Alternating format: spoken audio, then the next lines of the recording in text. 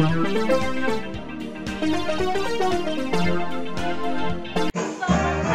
adik-adik, apa kabar hari ini? Ketemu lagi dengan Los Angel. Aku harap kita semua kabarnya baik ya. Pada pagi hari ini, sebelum kita memulai ibadah kita, Lause mau ajak kita untuk bangkit berdiri. Lause mau ajak kita yang sedang bersuka cita sekarang untuk menaikkan pujian adalah sukacita di hatiku. Ikutin gerakan Lause ya. Adalah sukacita di hatiku, di hatiku, di hatiku adalah sukacita di hatiku. Diberikan Tuhanku. Aku bersyukur bersukacita kasih Tuhan yang di dalamku. Aku bersyukur bersukacita kasih Tuhan yang di dalamku. Sekali lagi kita ganti ya.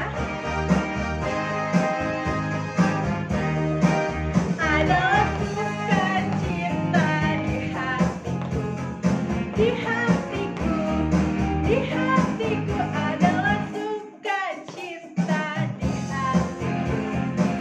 Diberikan Tuhanku. Aku bersyukur bersukacita kasih Tuhan yang di dalamku. Aku bersyukur bersukacita kasih Tuhan yang di dalamku. Amin. Kasih Tuhan Yesus selalu ada di dalam hati kita. Sekarang adik-adik, mari kita sama-sama lipat tangan, tutup mata, kita mau berdoa. Tuhan Yesus, selamat pagi. Terima kasih pada pagi hari ini Engkau telah membangunkan kami untuk mengikuti ibadah pada pagi hari ini. Tuhan Yesus, berkatilah ibadah kami dari awal, pertengahan, hingga akhir. Terima kasih Tuhan Yesus. Dalam nama Tuhan Yesus, kami telah berdoa dan mengucap syukur. Haleluya. Amin. Sekarang langsung aja kita semua untuk menaikkan pujian yang kedua, Hatiku Penuh Nyanyian. Ikutin gerakan Lause ya.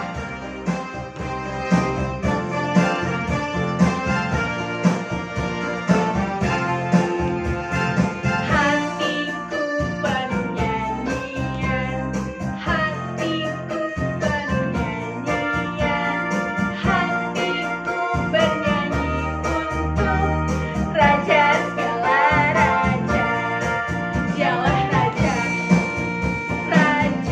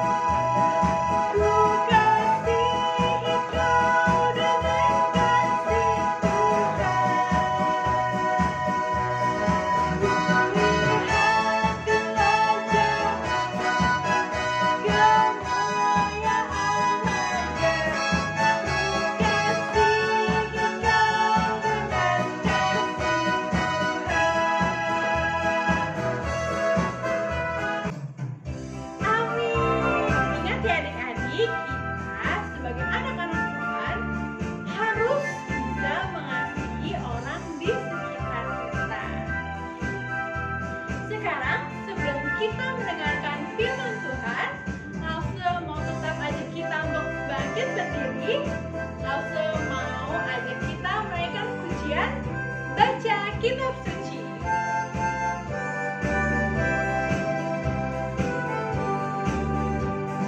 Baca kitab suci, doa tiap hari, doa tiap hari, doa tiap hari. Baca kitab suci, doa tiap hari. Kalau mau apa? Kalau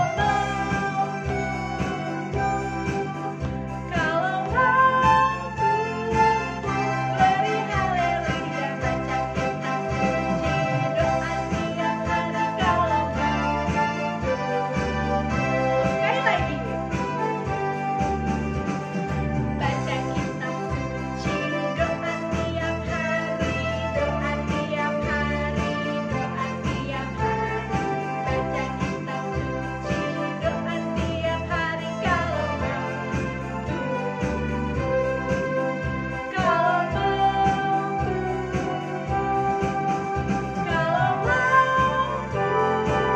beri haleluya. Baca kitab suci, doa tiap hari. Kalau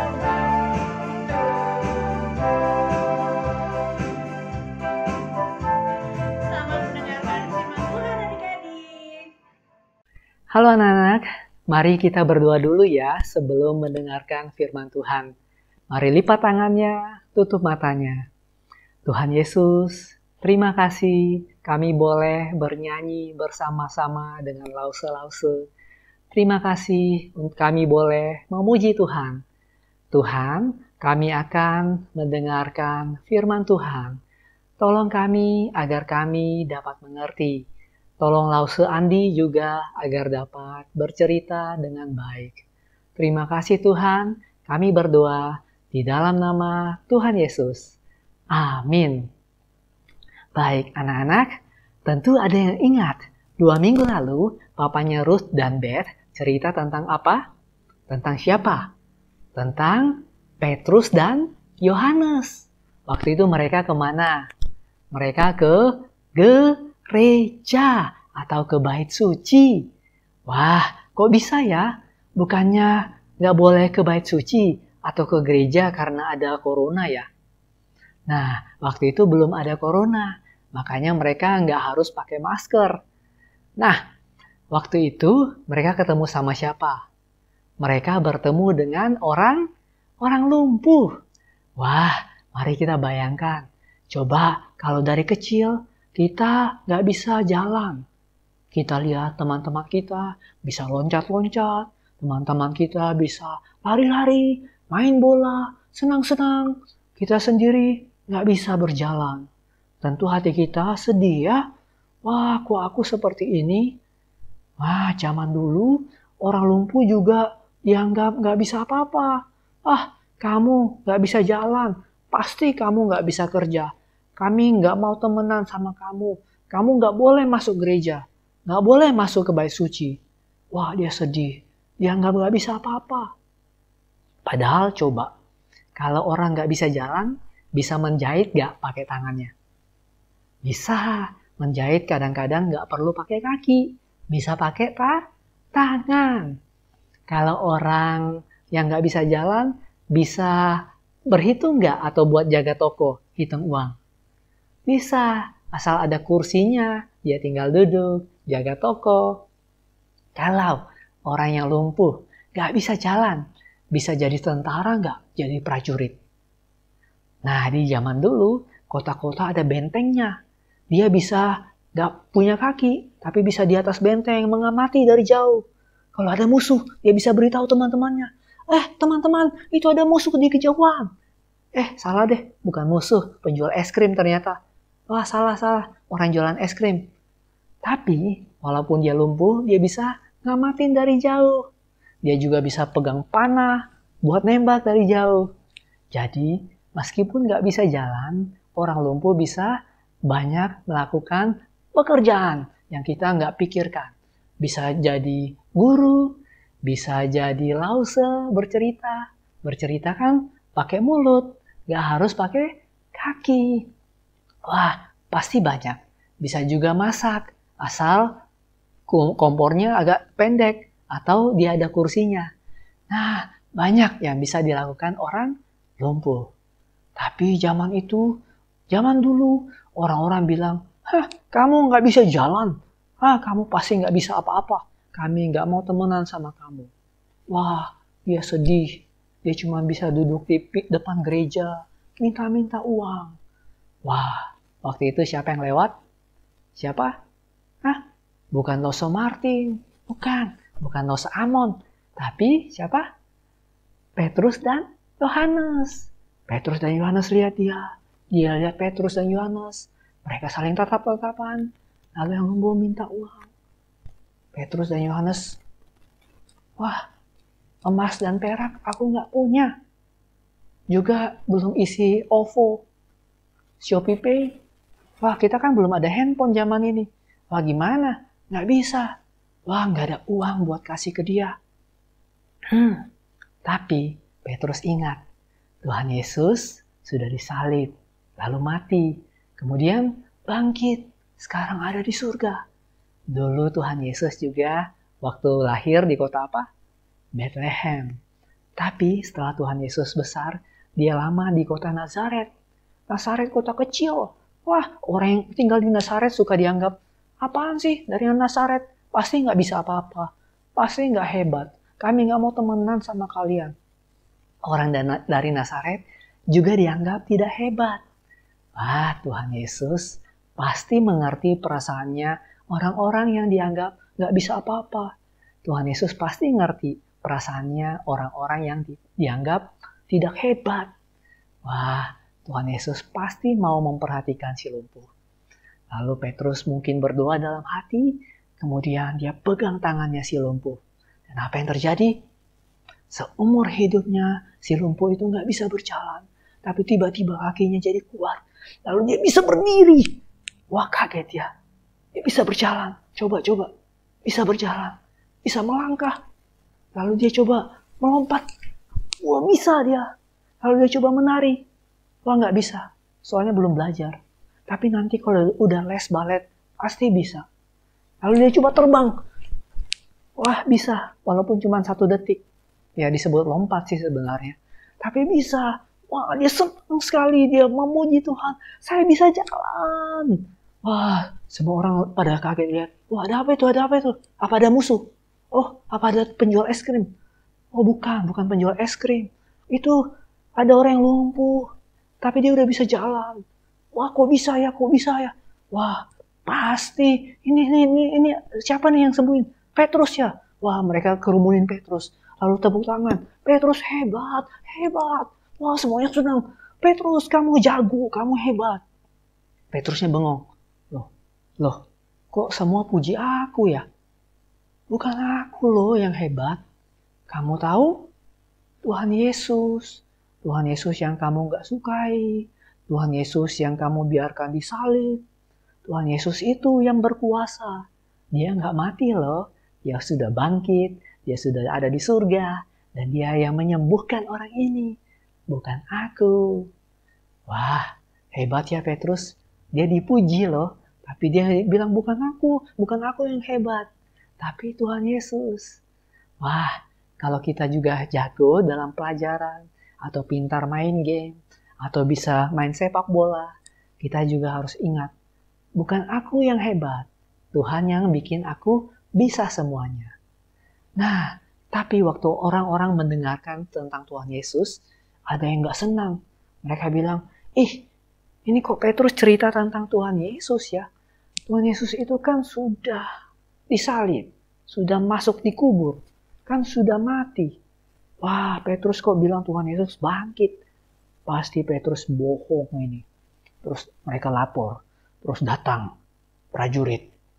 Mana itu yang bilang Tuhan Yesus sudah bangkit? Tuhan Yesus sudah disalib, sudah mati. Siapa itu? Kamu ya? Ayo ikut. Kalau kamu gak mau ikut, nanti dicubit. Enggak, bukan. Ini ada pedang kami. Kalian tahu pisau ini pernah motong apa? Motong sayur, motong daging. Enggak. Ini kan pisaunya prajurit. Ayo, kalian mau ikut nggak? Langsung nggak tahu sih prajurit di bait Allah boleh pakai pisau atau enggak? Ada yang bilang mungkin mereka cuma bawa pentung. Nah, soalnya waktu itu mereka dijajah oleh orang Romawi. Wah, tapi pokoknya Petrus dan Yohanes akhirnya ikut. Ya, kami ikut. Wah, dibawa kemana?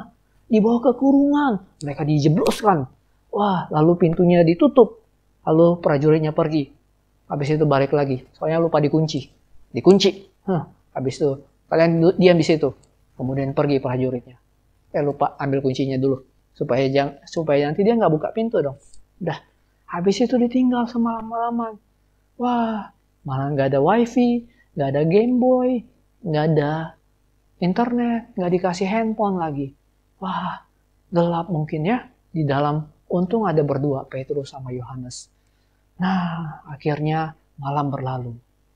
Tapi untungnya, meskipun Petrus dan Yohanes ditangkap, ternyata banyak juga orang yang mendengarkan tentang Tuhan Yesus dari kejadian tadi.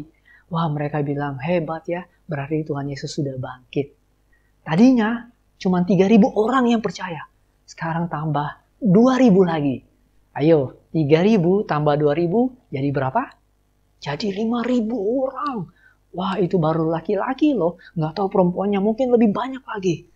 Wah, jadi banyak orang yang percaya sama Tuhan Yesus. Wah, tapi besok paginya berkumpul banyak pemimpin, banyak orang-orang tua, banyak orang-orang yang berkuasa. Mereka bilang, hei, kita ngapain dikumpul di sini? Apakah ada lomba makan kerupuk? Oh bukan. Oh ada orang yang ngaku-ngaku tentang Tuhan Yesus sudah bangkit. Pasti dia bohong itu. Kan Yesus sudah disalib, sudah mati. Siapa itu yang berani bilang Tuhan Yesus sudah bangkit? Panggil. Terus dikumpulin semua pemimpinnya. Lalu Petrus dan Yohanes dikeluarin dari penjara. Wow. Lalu Petrus masuk ke ruangan itu.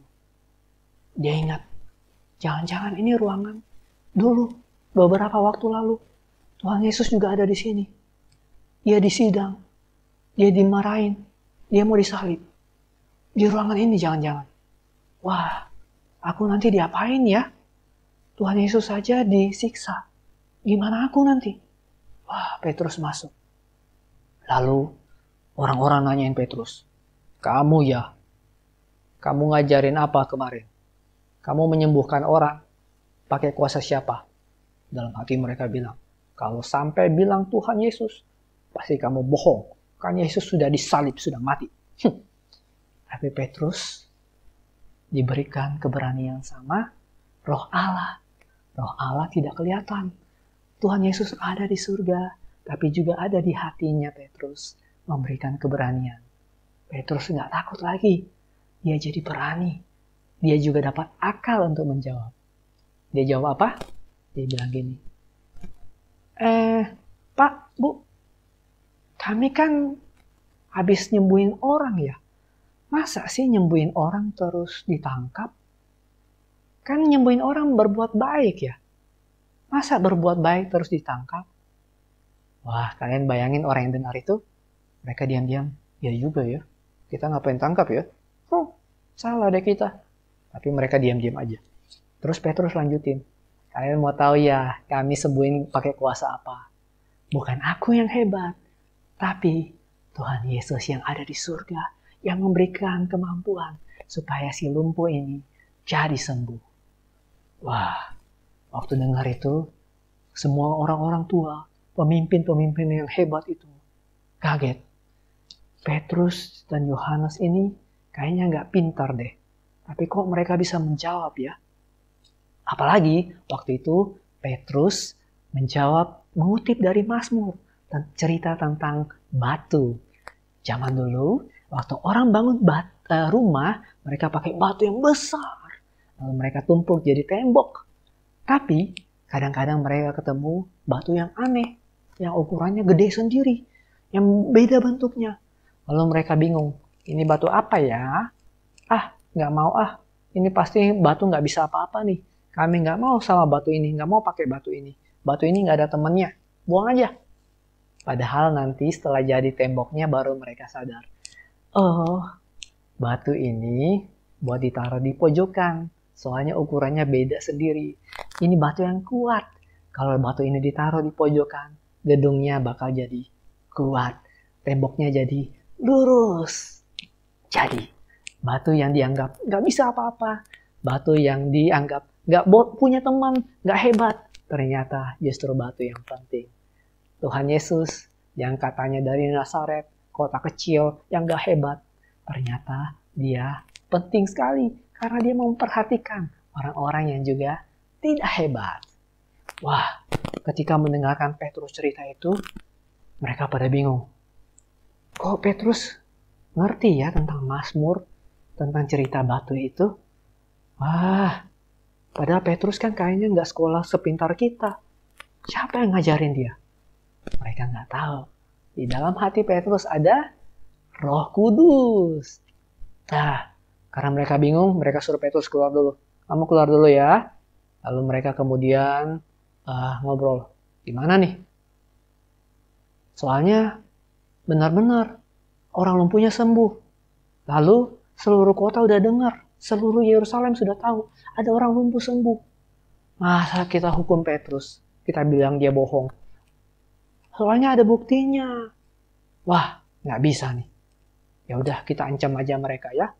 Udah panggil masuk. Petrus, kami bebaskan ya. Tapi jangan coba-coba lagi bilang Tuhan Yesus sudah bangkit. Ya. Kemudian Petrus dibebaskan. Petrus bilang, tunggu Pak, masa kami harus dengarkan kamu? Kami harus lebih dengar Tuhan atau dengarkan kalian? Kami harus lebih taat sama Tuhan atau taat sama kalian? Waduh, mereka tambah marah. Tapi akhirnya mereka nggak bisa ngapa-ngapain. Akhirnya dibebaskanlah Petrus. Petrus sama Yohanes senang sekali, bukan? Kita bebas. Lalu di luar teman-temannya senang. Kalian kok bebas ya? Wah, mereka semua senang sekali. Lalu ajak pulang. Lalu di sana mereka berdoa. Ayo kita berdoa. Kita berdoa bareng-bareng. Kita lapor sama Tuhan. Ada orang-orang jahat sama kita. Wah, kalau ada orang jahat sama kita, kita doanya apa? Nggak usah mungkin doain. Wah, itu ada yang tangkap teman Lauso, Petrus sama Yohanes. Tolong dong, biar mereka semua yang tangkap itu, yang jahat itu mules. Supaya mereka sakit perut. Atau bolak-balik ke kamar mandi. Atau giginya ompong semua. Wah, tapi Petrus dan teman-temannya tidak seperti itu. Mereka berdoa cuma bilang begini. Tuhan, banyak orang yang jahat. Banyak orang yang tidak percaya Tuhan. Tapi Tuhan, buat mereka percaya. Adakan mujizat lebih banyak. Sembuhkan orang. Supaya mereka jadi percaya. Juga adakan hal-hal ajaib Tuhan. Lalu waktu itu, rumah tempat mereka berkumpul, tempat mereka berdoa bersama, rumah itu bergetar. Sepertinya Tuhan mendengarkan doa mereka. Wah, dan Tuhan memberikan keajaiban itu. Bukan cuma soal menyembuhkan orang.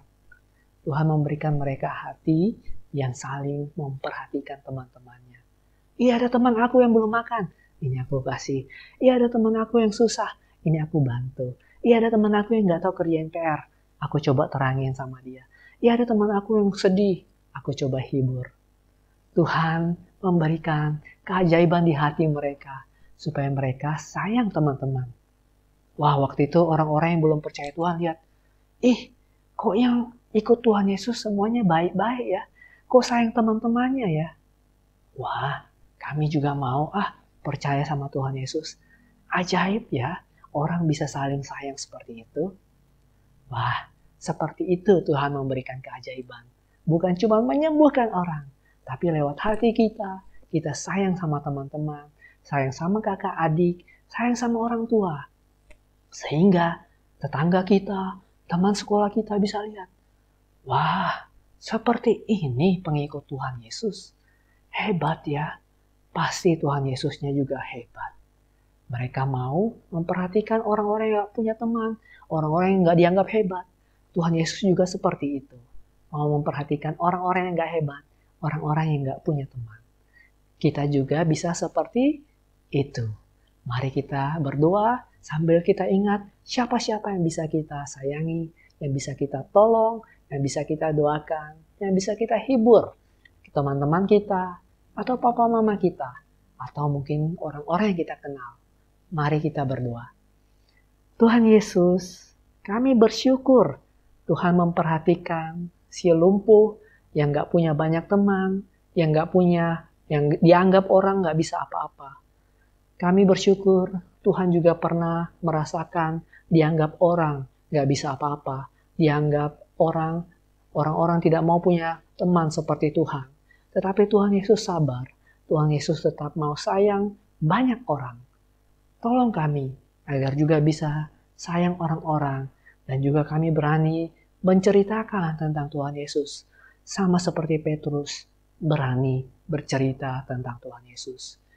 Tolong kami agar memperhatikan semua orang, agar kami sayang sama semua orang, agar kami mau berbagi sama semua orang. Ini doa kami berdoa di dalam nama Tuhan Yesus. Amin. Nah, sekarang kita sudah selesai mendengarkan firman Tuhan. Sekarang langsung mau ajak kita semua untuk menaikkan pujian bersaksi terus sampai Tuhan datang sebagai respon firman Tuhan pada pagi hari ini.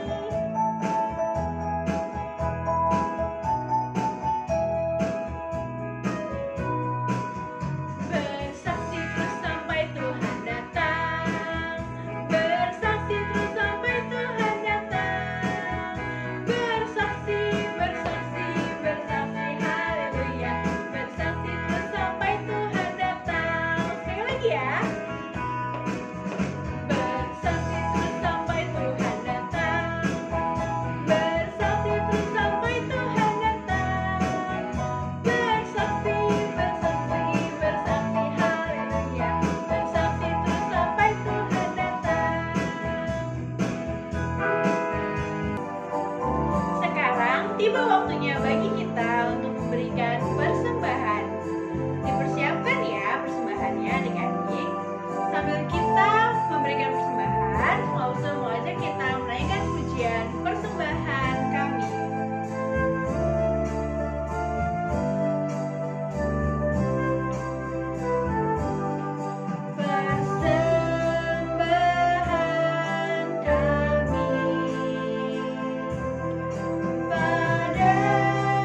hari ini,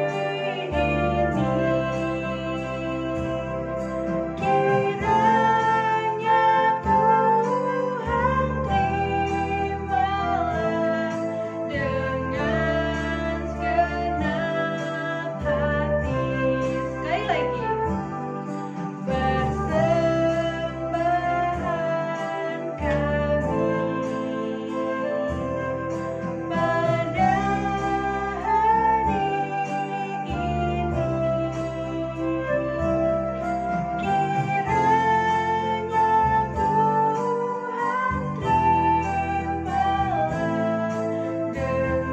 dengan segenap hati.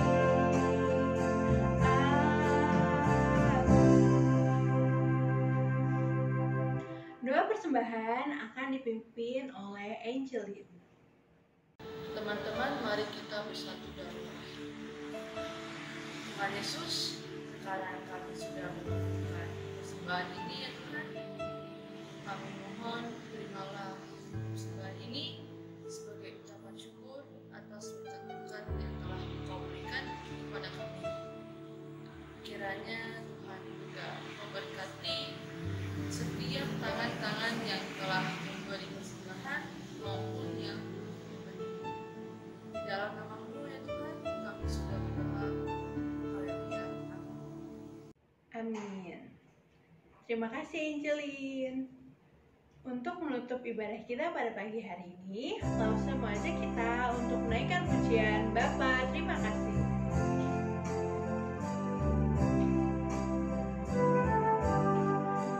Bapa, terima kasih.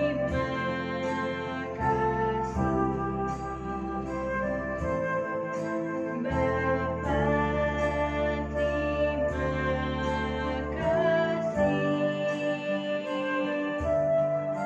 Bapa, di dalam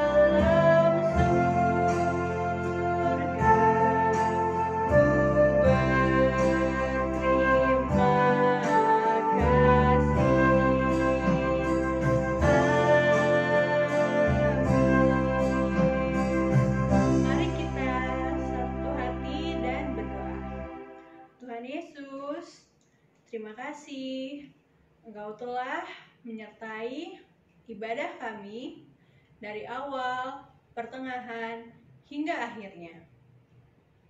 Ya Tuhan, berkatilah kegiatan kami setelah ini.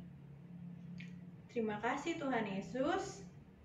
Dalam nama-Mu kami telah berdoa dan mengucap syukur.